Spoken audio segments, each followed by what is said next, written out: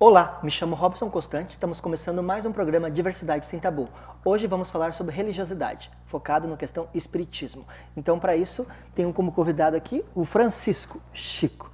Chico, muito bom tê-lo aqui conosco hoje para a gente estar conhecendo um pouco mais da religião espiritismo, né? A religião espírita. É considerada uma religião, o espiritismo? Boa tarde, bom dia, né, a todos. O espiritismo, ele é também uma religião. Não como as demais religiões, com ritos, rituais, mas sim é um corpo doutrinário, é uma doutrina, portanto, com tríplice aspecto. Ela é ciência, filosofia e religião. Sim. Né? Então, a ciência, ela explica a religiosidade pela ciência, a própria prece, as energias e assim por diante. A parte filosófica, que é os porquês da nossa vida, da onde nós viemos, para onde nós vamos, o que estamos fazendo aqui, qual é o motivo dos sofrimentos humanos e tantas outras questões.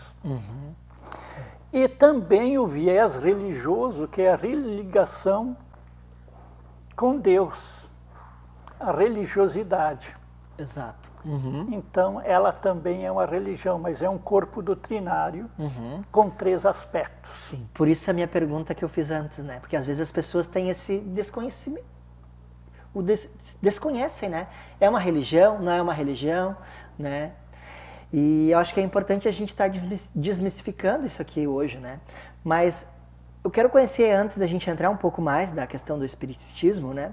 Eu quero conhecer um pouquinho mais quem é o Francisco, quem é o Chico?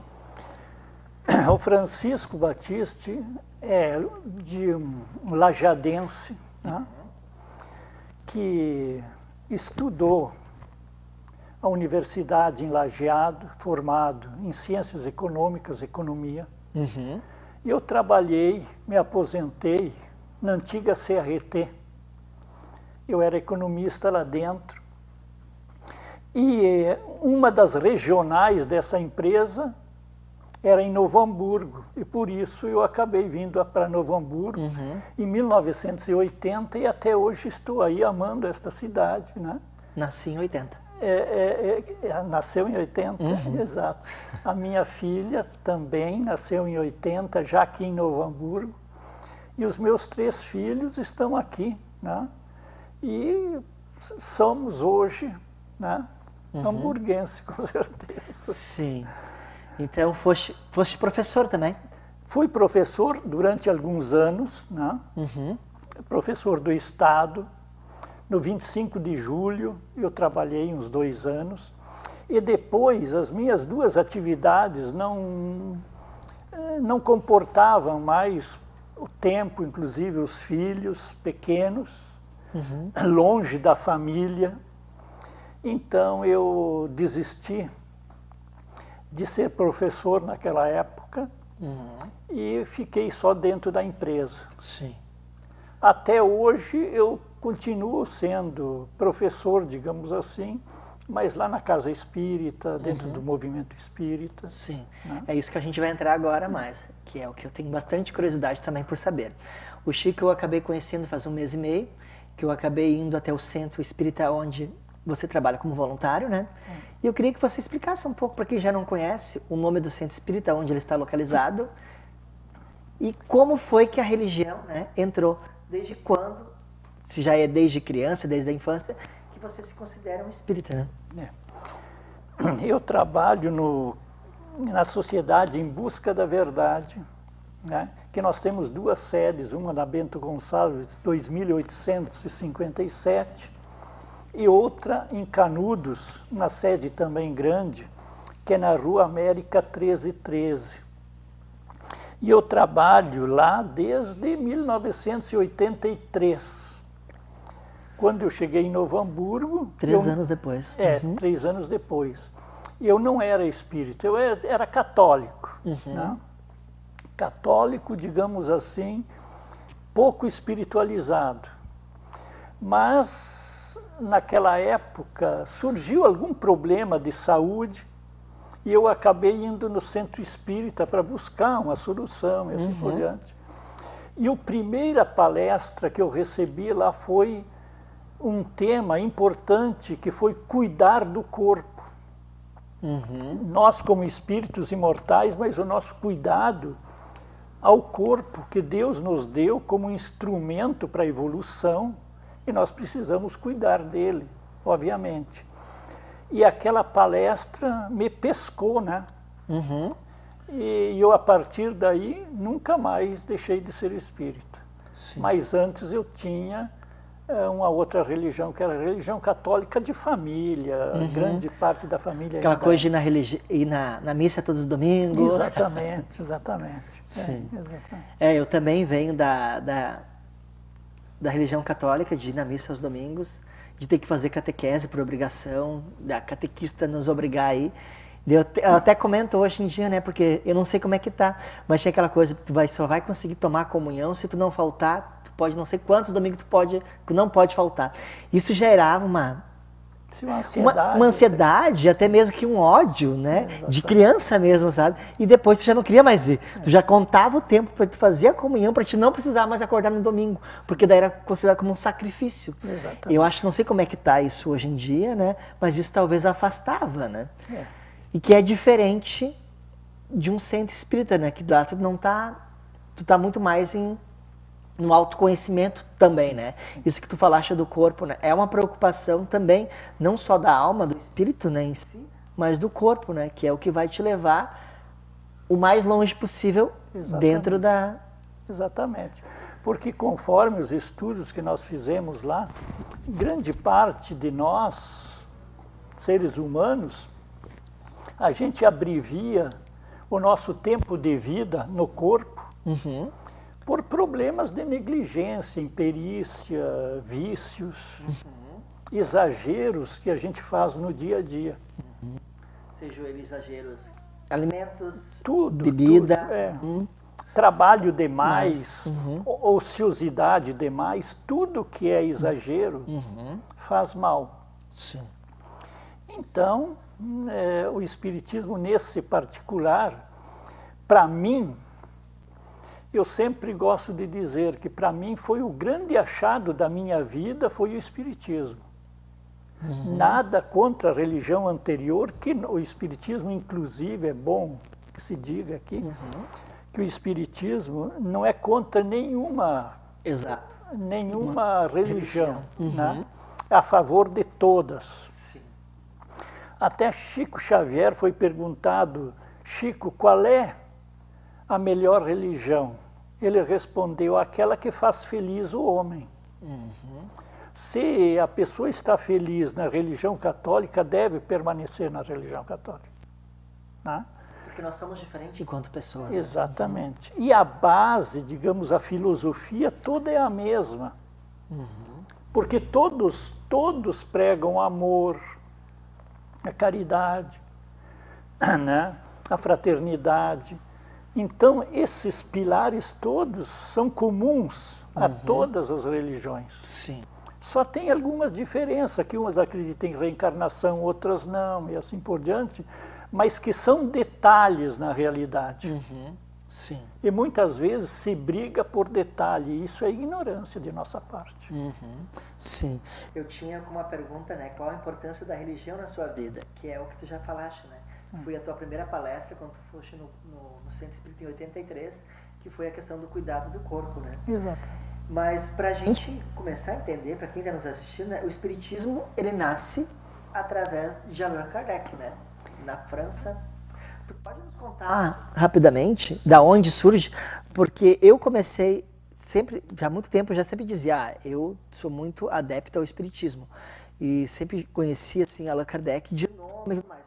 Mas agora, com os estudos que a gente vem fazendo, faz muito sentido, né? Eu estou enxergando a religião como ciência. Tudo que a gente está vendo nos últimos encontros é totalmente ciência.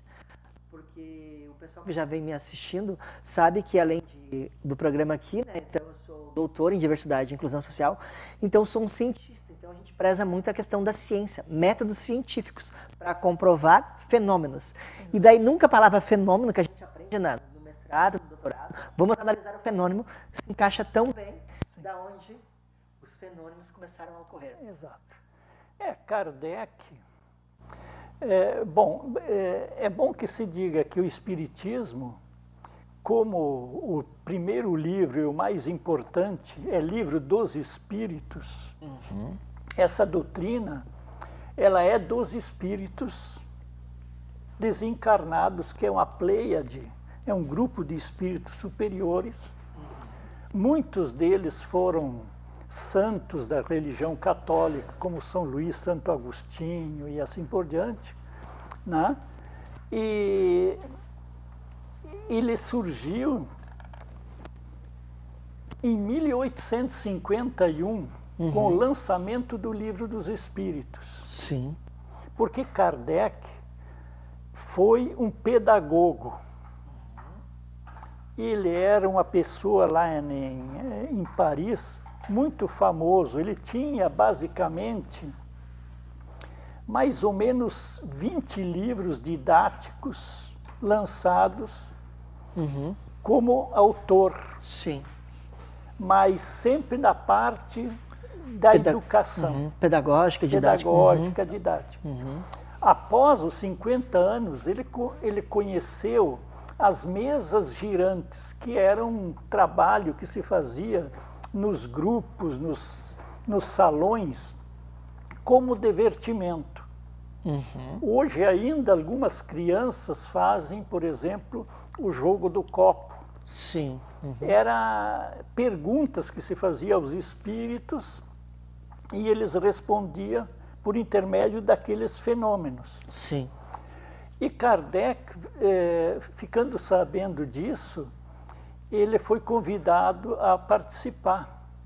E ele, depois de algumas relutâncias, ele foi e começou a observar como cientista, como pedagogo. Diz, não, mas se há algo inteligente por trás da mesa, tem que ter uma inteligência que faça isso.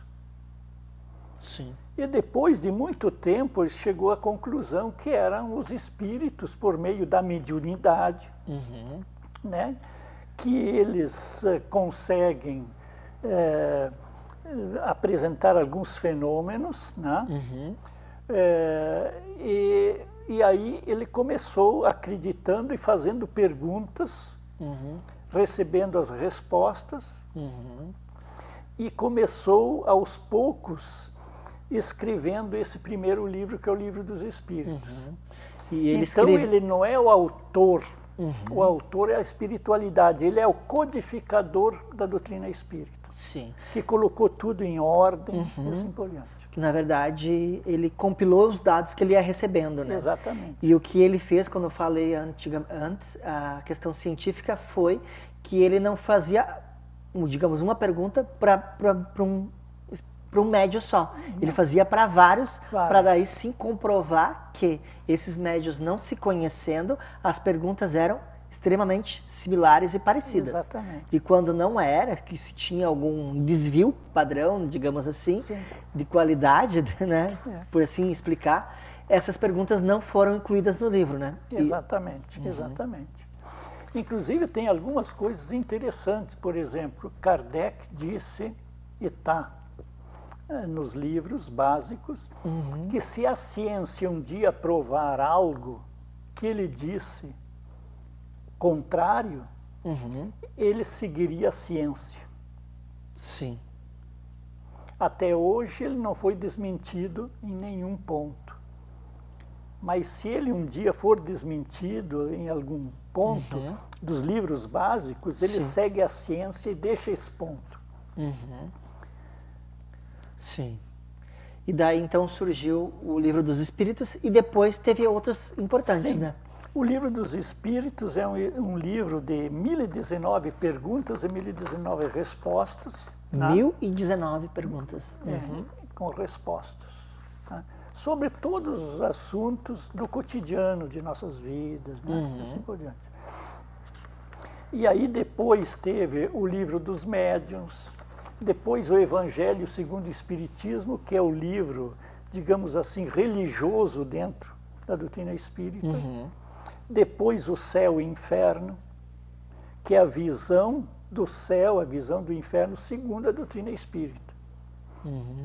Que inferno, céu, não é um lugar determinado, e sim estado de espírito, estado de alma. Eu posso estar aqui, no meio de 10 pessoas, 4, 5 estão no céu e esses 4, 5 estão no inferno. Dependendo da consciência pesada, da culpa. Né? Sim. Porque muitas vezes nós estamos em casa, bem alimentados, né? Rodeados pelas famílias, mas num verdadeiro inferno. Porque a gente está triste, melancólico, depressivo, não dorme direito, Sim. à beira da loucura. Né? Então, isso é o inferno. Você não vai para um lugar, não. É consciência. E o céu é a mesma coisa. Sim. Tem pessoas que são felizes e muitas vezes nós nos encontramos no verdadeiro céu, quando a gente está feliz realmente, com a consciência tranquila, com paz de espírito e assim por diante. Sim. Interessante essa analogia, né? E o último, a última obra do Pentateuco da doutrina espírita, que é os 5 livros, é a Gênese, que fala do como foi criado o mundo. Sim. Porque tem essa história, tem uns que são criacionistas e outros, né, que é por Adão e Eva e assim por diante, e outros não, vieram do macaco e assim por diante, quer dizer, são duas linhas diferentes. Sim. E na realidade Adão e Eva não foram 2 pessoas. Adão é a raça adâmica. Né? E não foi criado naquele momento o mundo. O mundo foi criado há milhões, bilhões de anos antes. Né? Sim. E nós crescemos porque nós viemos do mineral, do vegetal, do animal e estamos no hominal. Ainda com o corpo animal, mas já como homem, como pessoa humana. Sim. E isso vem Uma crescente. É do átomo ao arcanjo. Tem até uma obra muito boa que fala que nós viemos do átomo até o arcanjo, porque todos nós seremos um dia anjos. Sim. E você trouxeste o livro, o Evangelho... Não, esse aqui é o da doutrina. livro de estudo. Do livro de estudo. Sim. Porque tem o Evangelho, né? Tem o Evangelho segundo o Espiritismo. Que o Evangelho segundo o Espiritismo também, ele trata o que muitos nos perguntam, mas é a Bíblia? Não, não é a Bíblia, exatamente. Mas é o Evangelho de Jesus, é o Novo Testamento. E o Espiritismo não estuda muitos fenômenos espíritas, os milagres, a vida de Jesus e assim por diante, porque isso não é tão importante. O que o Espiritismo aprofunda é nos exemplos que o Mestre nos deixou como caminho, verdade e vida para nós todos. Sim. Né?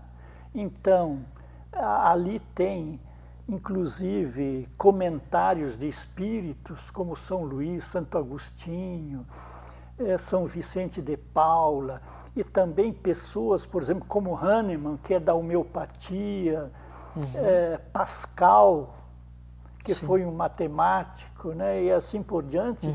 Todos eles vieram trazer mensagens sobre temas do Evangelho segundo o Espiritismo. Sim. E o que uma pessoa encontra numa casa espírita, para quem não conhece? Porque as pessoas têm uma visão preconceituosa, né? Acham que a gente vai numa casa espírita e vai ser rodeado de espíritos, né? Assim, malfeitores, ou que vai...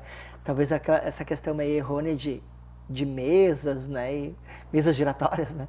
Porque eu acho que talvez tenha ficado na memória de algumas pessoas, é o que circula até hoje. Exatamente, porque as mesas giratórias foram fenômenos, naquele tempo, utilizadas pela espiritualidade para mexer com a humanidade. Para trazer mídia, para provocar as pessoas. Exatamente, né? exatamente. Mas hoje não há mais necessidade disso. Hoje nós temos o estudo, nós temos a compreensão e assim por diante. Mas é comum verificarmos muitas vezes pessoas que vão na sociedade espírita pela primeira vez, olhando para os lados, vendo e tentando achar alguma coisa diferente. É que elas vêm com a ideia errada do Espiritismo. Porque o Espiritismo, o que tem lá?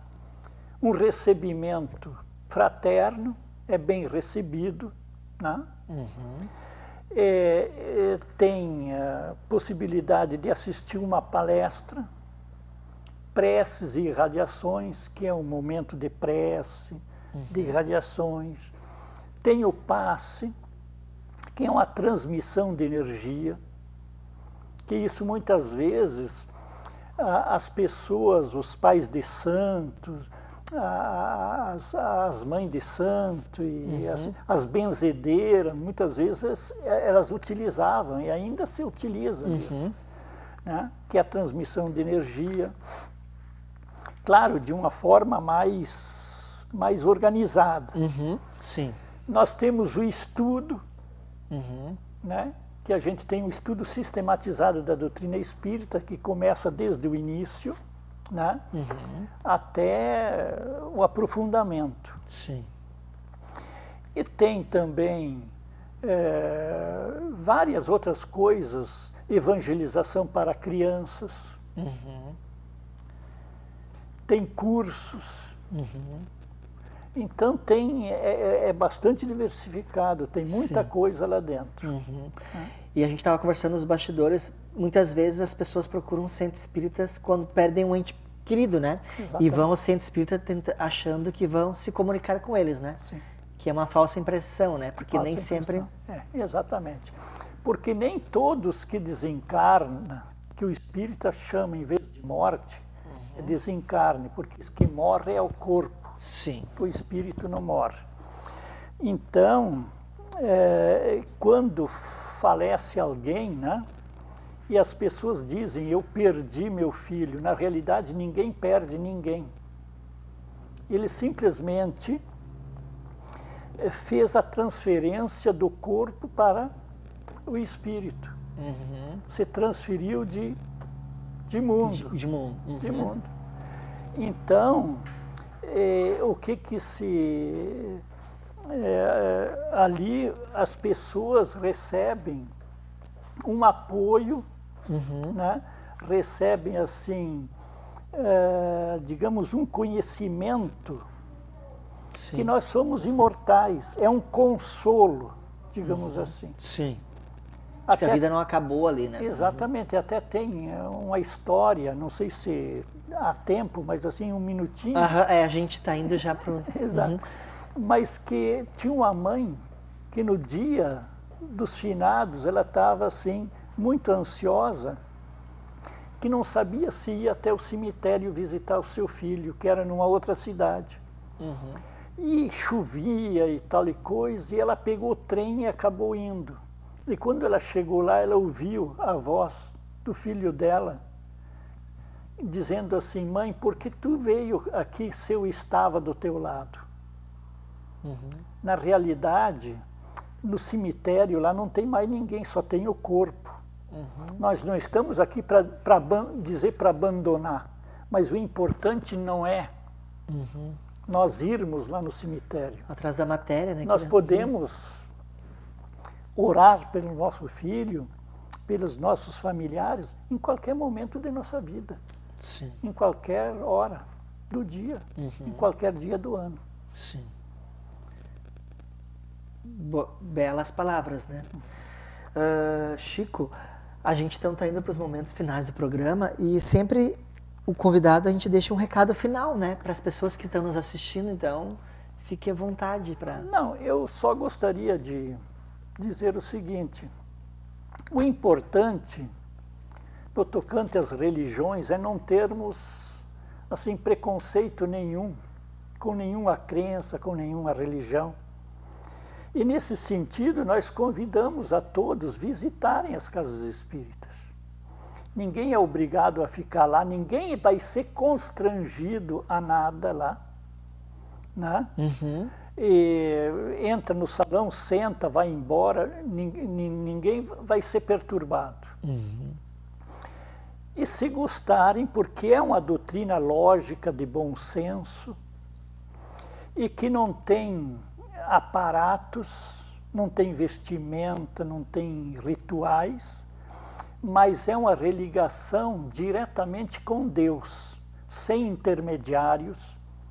Uhum. Porque lá nós somos trabalhadores espíritas, mas nós trabalhamos desde varrer o salão até dar palestra.